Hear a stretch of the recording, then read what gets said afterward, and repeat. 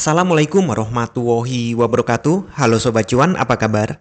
Semoga sehat selalu dan banyak rezeki. Jumpa lagi ya dengan saya Laras Lesdiantoro di edisi tanggal 19 Agustus tahun 2025. Ya, sorry ya, kemarin saya tidak bikin video karena libur, kantor tutup, dan tempat tinggal saya tidak memungkinkan untuk rekaman gitu. Banyak bocor. Jadi ya cukup flyer-flyer yang biasa saya kirim via teman-teman WPB ya. Nah, hari ini saya kembali lagi nih. Lagi pula kemarin juga range-nya kan biasa aja ya. Ini market lagi-lagi masih dalam keseimbangan antara buyer dan seller itu boleh dibilang sama kuat. Definisi baik dapat, sell dapat gitu. Ya asal jangan di ujung-ujung ya. Nah, hari ini bagaimana? Hari ini pun saya pikir ya setidaknya sesi Asia dan Eropa itu masih gini-gini. Masih di sekitar ini. Nah, nanti kalau sudah overlapping sama Amerika nih, sesi Amerika, mungkin baru ada gerakan yang cukup oke gitu. Saya pikir nih, hari ini tanggal 19 atau besok ya, ya antara dua hari ini akan terjadi perubahan harga. Saya pikir seperti itu. Hanya saja ini sementara memang turun ya, berarti ada kemungkinan dia membalik karena nih saya perhatikan juga di angka ini support yang 320 ini tuh nggak pernah tembus gitu. Iya, naiknya memang belum kuat. Nunggu besok mungkin. Nah, sepertinya begitu ya. Jadi kondisi juga netral. Dia bisa kemana aja, bisa naik, bisa turun. Nah, kalau turun sih saya pikir maksimal ke sini.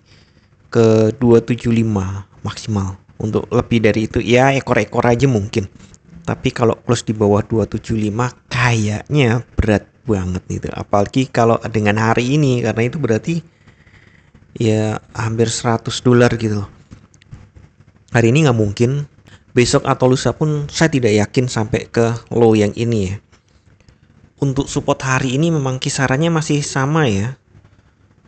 Di sekitar ini 22 gitu ya. 20-an ya. Kemudian 300 nih. Kemudian kalau turun lagi ya maksimal mungkin di 275. Tapi hari ini mungkin 300 ya. Turunnya itu maksimal 300 lewat-lewat ekor-ekor mungkin sih. Kemudian untuk resistennya masih saya pegang di 50. Ya sebenarnya 42 bisa dianggap resisten nih, tapi saya biasa pakai 50 yang lebih bulat gitu angkanya ya. Karena sebelum-sebelumnya juga 50 lebih nyata gitu. Kemudian resisten 2-nya di 75 dan resisten 3-nya di 400. Ya, kira-kira seperti itu. Support resisten udah saya berikan semua ya. Dan untuk kalender ekonomi hari ini jam 19.30 ada building permit, izin pendirian bangunan. Diperkirakan turunnya tipis banget nih. Dari 1.393.000 menjadi 1.390.000. Turun 3.000 aja, nggak terlalu banyak. Kemudian housing start diperkirakan turun tipis juga. Dari 1.321.000 menjadi 1.300.000. Ya kayaknya dua-duanya itu kayak cuma dibulatkan saja gitu ya angkanya ya. Harusnya sih memang buruk untuk ekonomi, baik untuk emas.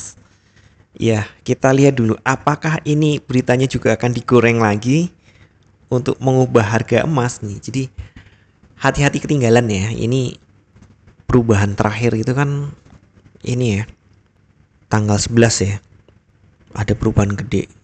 Nah, hari ini pun kalau nggak hari ini, besok kemungkinan ada perubahan gede juga kayak gini-gini nih. Perubahan gede kemungkinan.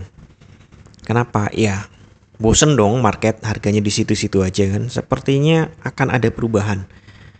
Hanya saja saya belum melihatnya cukup jelas. Iya, kalau bukan hari ini besok ya. Jadi kalau hari ini ternyata tidak ada perubahan, berarti kan saya ada data tambahan nih untuk menduga perubahannya itu akan seperti apa gitu. Karena datanya juga belum lengkap. Walaupun nih mungkin para trader itu, pelaku pasar itu memutuskan ya udah sekarang aja sikat. Nih kita tahu market ini kan berayun-ayun ya. Yang namanya naik itu nggak melulu naik, ada turunnya juga. Yang namanya turun juga nggak melulu turun nih, ada naiknya juga gitu kan. yang datar, apalagi naik turun gitu. Nah, kita cek dulu untuk 4 jam. Nah, ini 4 jam kemarin ya. Mulai sideways ya. Turun sih, cenderungnya turun, tapi mulai sideways. Kelihatan lah kasat mata ya, nggak usah dibuat garis-garisnya ya.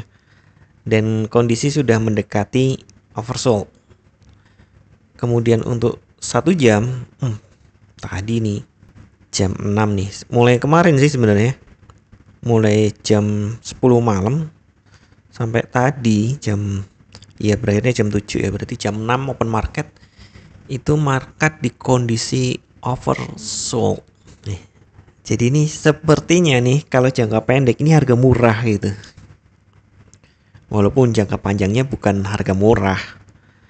Kalau kita cek ke 15 menit, ternyata sempat naik ya. Jadi open deep buy sih sebenarnya.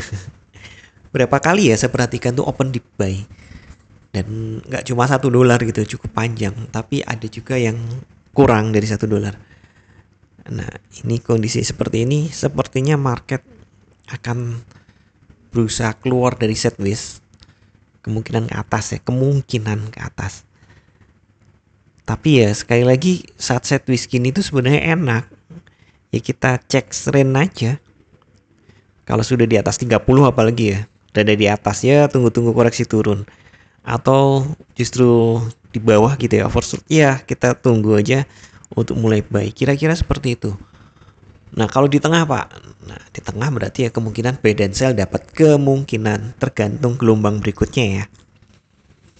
Jadi market sedang seperti itu. Saya anjurkan untuk sementara tradingnya lebih ke intraday dulu ya. Karena harga nggak kemana-mana gitu loh. Kalau Anda simpen monggo, mau nabung buy sekarang monggo. Tapi harus lebih bersabar. Ya mungkin besok sudah bergerak sih. Cuma kemarin-kemarin yang sudah nabung buy, kok ekuitasku gini-gini aja ya, naik turun di situ aja. Iya, karena harganya memang lagi naik turun di situ-situ aja. Tidak ada tren yang berarti, belum trending gitu ya. Masih naik turun, masih adu kuat antara banteng dan beruang. Ya siap-siap aja ketika dia ya misalnya pakai trading range yang saya jelaskan tadi, kan istilahnya trading range ya.